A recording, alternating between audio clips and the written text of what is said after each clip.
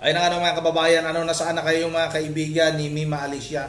Yung vlogger na Chinogi mga kababayan. Nasaan na yung mga kaibigan niya, mga vlogger na matatapang ko, no? Na ang ingay mga kababayan nung unang araw na Chinogi. Itong kaibigan ko nila na si Mima Alicia. Bakit ngayon mga kababayan, parang tahimik na sila, parang hindi na sila sumisigaw ng hustisya mga kababayan? Nung nasa burol sila ni Mima Alicia mga kababayan, nagsisigawan pa sila. Mabuhay si Mima Alicia! Tagis na yan.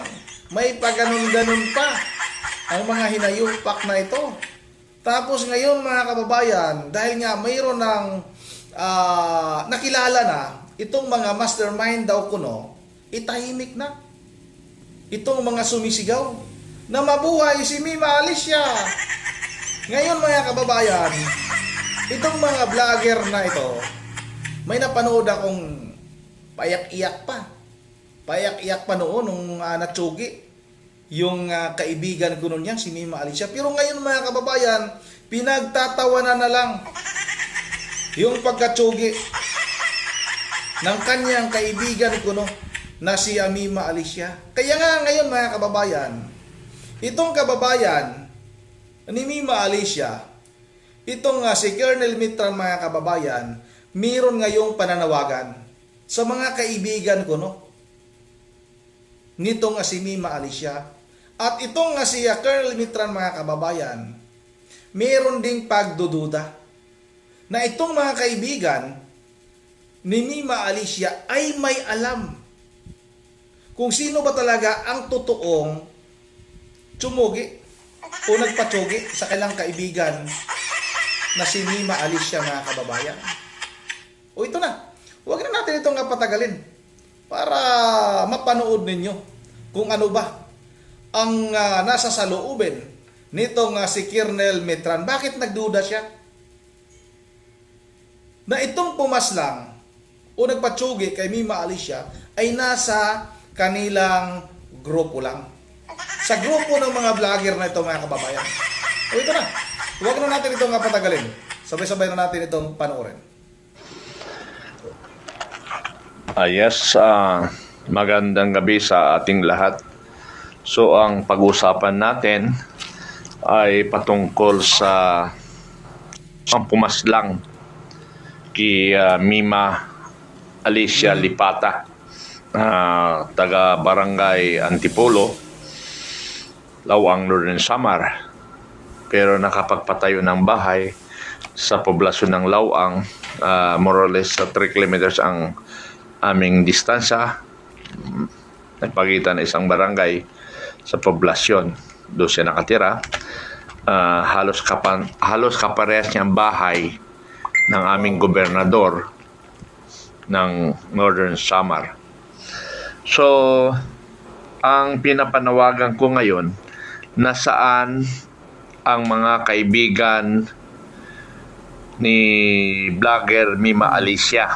Bakit hindi siya ipinagtatanggol, ipinaglalaban ang katarungan sa kanyang pagkamatay? Porque hindi DDS ang suspect, ay hindi na nila pinaglalaban. Tandaan nyo mga kasama, mga kaibigan, lahat na nakakilala kay Mima Alicia, at lalong-lalo na yung mga tauhan ni Mima Alicia na mga vloggers class B na mga taga-bundok. Sabi nga nung kausap niya na sa aking panaginip ay si Auntie Claire Castro ang kanyang kausap.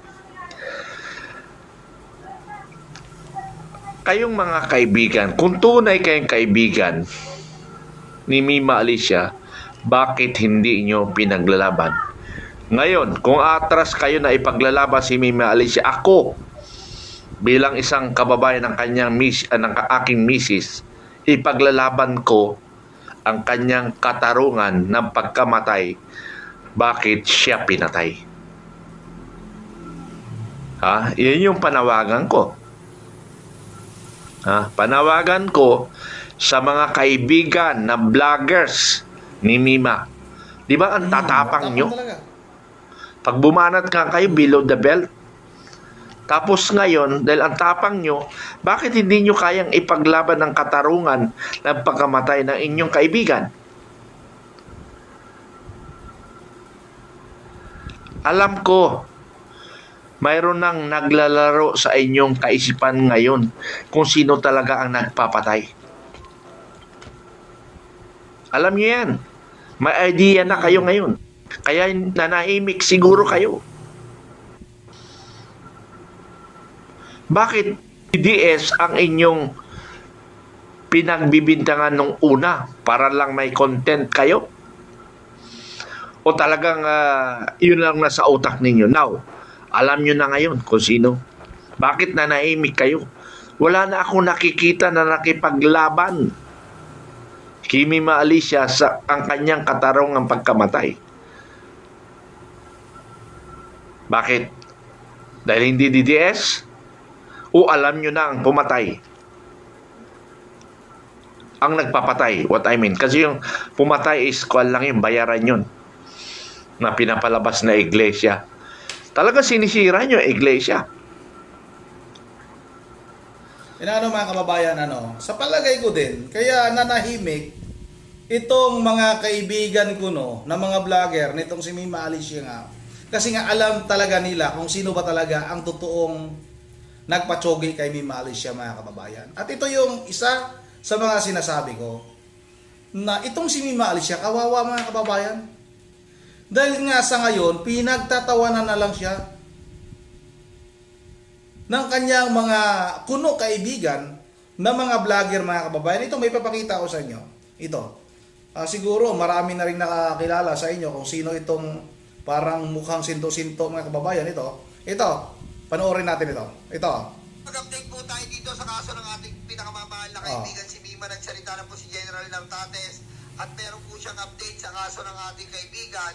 Shoutout Mima, kung nasan ka man, ingatan mo kami dito sa lupa at kayo din naman sa langit. Kita nyo, mga kababayan, pinagtatawanan na lang itong si Mima Alicia. Pero bakit hindi nyo na mabanggit-banggit ang mga DDS, ang nagpayari, ang INC, may kinalaman sa pagkatsugi kay Mima Alicia dahil napahiya na kayo. At ngayon, alam nyo na ang katotohanan. At siguro naman, mga kababayan, noon pa, alam na talaga nila ang katotohanan kung sino ba talaga ang totoong nagpatsugi kay Mima Alicia. Kaya nga, nag-uunahan sila, mga kababayan. Sabi ng isa, sabi ng isa, sabi ng usa. Bisaya, mga kababayan. Sabi ng isa, ako na yung susunod. Nasa listahan na ako. Number 1 si ganito. Number 2 si si Nyulo. Number 2 si Bukbuk. May mga ganun pa sila noon, mga kababayan. Nag-uunahan sila. Nagpapasikatan sila, mga kababayan, kung sino yung number 1 sa kanila. Na isusunod daw, na itutumba ng mga DDS, ng Iglesia ni Cristo, at ng kampo ni Vice President Sara Duterte. Pero ngayon, mga kababayan, nung naisiwalat na nga ang katotohanan na walang kinalaman, dahil wala naman talagang kinalaman, mga kababayan, sila lang naman ang gumagawa ng kwento. Alam naman talaga nila kung sino ba talaga nagpatsogi kay Mima Alicia. Gusto lang talaga na sirain noon itong DDS, mga DDS, Vice President Sara Duterte at itong Iglesia, mga kababayan. Gusto lang sirain sa mata ng ating mga kababayan. Pero nga ngayon, mga kababayan, yung kanyang pasigaw-sigaw noon na mabuhay si Mima Alicia. Sarap pagtatadyakan yung mga nguso nitong mga animal na to.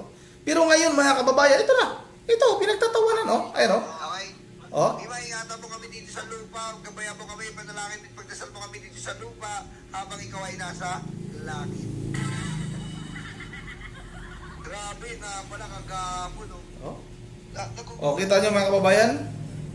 Pinapakita ko lang sa inyo kung paano na ngayon pinagtatawanan itong si Mima Alicia. May kuto din ako, katulad din ni Colonel Mitran, mga kababayan, na itong mga vlogger na ito, itong mga kaibigan ni Mima Alicia, may alam ito kung sino ba ang totoong nagpatsugi kay Mima Alicia, mga kababayan. At sana malalaman din at mabigyan nga ng hustisya kahit na hindi natin gusto yung bunganga nito nga si Mima Alicia dahil talaga napakabastos.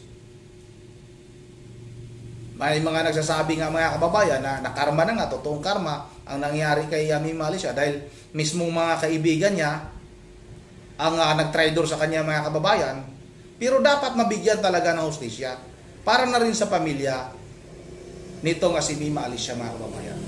Yun na dito lang muna at bago tayo magtatapos ay mag-shoutout lang muna tayo.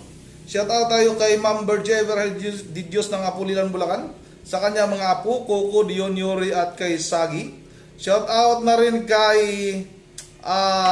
Road TV at shoutout kay Eduardo Benedicto. Maraming salamat sa iyo, Idol Eduardo Benedicto. Shoutout na rin kay Edgar Tuisa.